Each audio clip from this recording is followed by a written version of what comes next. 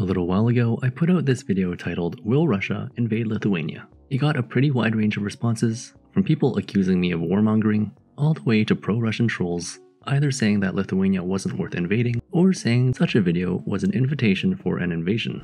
I think the majority of opinions agree with me. It feels like a highly unlikely prospect, but unfortunately not completely outside the realm of possibility. So in continuing to think about this big topic, I want to look at some of the reasons it would be foolish for Russia to try and recapture the Baltic states. The first point is one that I keep discussing over and over again: Lithuania, Latvia, and Estonia's membership in the NATO alliance. The primary aim of the 1949 North Atlantic Treaty was to create a pact of mutual assistance to counter the risk that the Soviet Union would seek to extend its control of Eastern Europe to other parts of the continent. There are 14 articles in the North Atlantic Treaty that all member nations must agree to. Article 5 provides that if a NATO ally is the victim of an armed attack, each and every other member of the alliance will consider this act of violence as an armed attack against all members, and will take the actions it deems necessary to assist the ally attacked.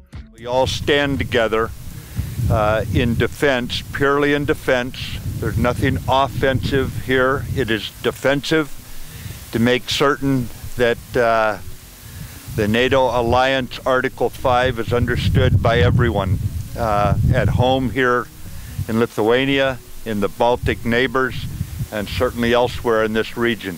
Quoting the actual text, it says, "If such an armed attack occurs, each of them, in exercise of the right of individual or collective self-defense recognized by Article 51 of the Charter of the United Nations, will assist the party or parties so attacked by taking forthwith, individually and in concert with the other parties, such action as it deems necessary, including the use of armed force, to restore and maintain the security of the North Atlantic area." The NATO website adds more information to this, saying that a country would have to invoke Article 5, that is to say, use it, as a way to call for help.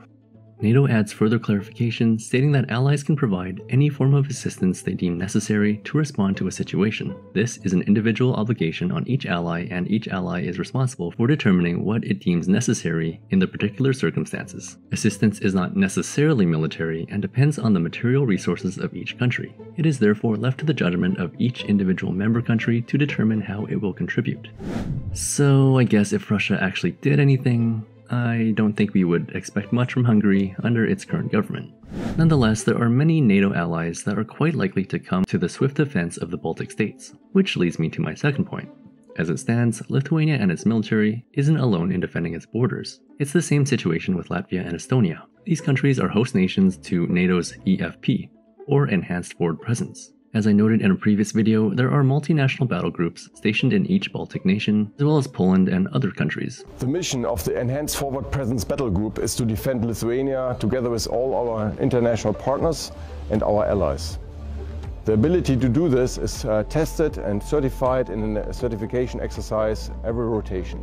And let there be no doubt, if necessary, we are determined to defend every inch of NATO territory.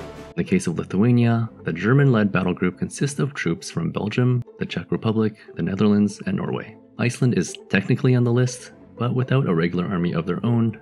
Iceland assigned a civilian to serve as part of the battle group. A 2018 media statement said civilian, as in singular, just one person. So I feel like it's a bit of a weird flex, but I'm sure that one Icelander plays some kind of important contributing role. Recently, Lithuania struck a deal with Germany to increase its permanent presence in the country, with the intention to move up to the brigade level over the next few years. Germany says that it is ready to station around 4,000 additional troops in Lithuania on a permanent basis to strengthen NATO's eastern border. That's on top of the 1,000 German troops already on the ground there. Is a strong signal, and it's certainly a response to the recent events in Russia, and it's also meant to address Lithuania's concerns. In addition to the multinational Enhanced Forward Presence battle group, a U.S. Army battalion is stationed in the country to further strengthen the NATO position. But this is pretty much what our U.S. soldiers live in, and me being in the Army 19 years, this is probably the best living accommodations I've ever had while I was deployed. So, and I know the soldiers love it as well. My third point is that over 30 years have passed since Lithuania, Latvia, and Estonia regained their independence. People who were babies, children, and teenagers when independence was restored have grown up in a society that enjoys Western democratic values, such as the freedom to criticize the government and protest peacefully without the threat of going to jail. Yes, these countries have their issues and aren't perfect societies with perfect governments, but I think it can be argued that most people in Lithuania, Latvia, and Estonia enjoy life connected to the West with the various freedoms that come with it. In Lithuania, the other language besides Lithuanian is less and less Russian and more English, showing that Russian influence is fading over time. So why Russia would want to try and manage this population and its largely different linguistic composition is beyond me. And then we have to ask ourselves, what would Putin have to gain from controlling the Baltics? You would expect a military operation to have the goal of seizing more land or some important natural resource. And while the Baltics are beautiful, I don't think there's much when it comes to natural resources. Nothing that Russia wouldn't already have. And more land? Come on, look at the size of Russia. If there's any country in the world without a need for more land, it's Russia. And Russia already has year-round ice-free access to the Baltic Sea with its exclave of Kaliningrad, if that even matters to them. Along with so little to gain, it also feels like there is a lot to lose. So many Russian soldiers have died trying to take Ukraine. So much Russian military equipment has also been destroyed. Russia confirmed that the 12,000-ton cruiser from its Black Sea fleet had sunk, but it says it went down in rough seas as it was being towed into port after a fire caused its ammunition to explode. The Ukrainians claim to have shot down two really important planes. One's called the A-50 and the other one is an Il-22. For Ukraine, this was a high-value target. The Novichokazk landing ship struck by a guided missile. Truly, it seems so crazy to think that Putin would want to send more young men to battle and spend more money on unnecessary military action. His country calls him a defender of the fatherland, and yet it was Russia's army that attacked Ukraine. While it's hard to accurately assess what's going on in Russia, it doesn't seem like support for the operation in Ukraine would get more popular over time. 2 years have passed with few results. With all of this to consider, one might think another unnecessary war would just do further political damage. Not that it would mean much with Putin's authoritarian grip over the country.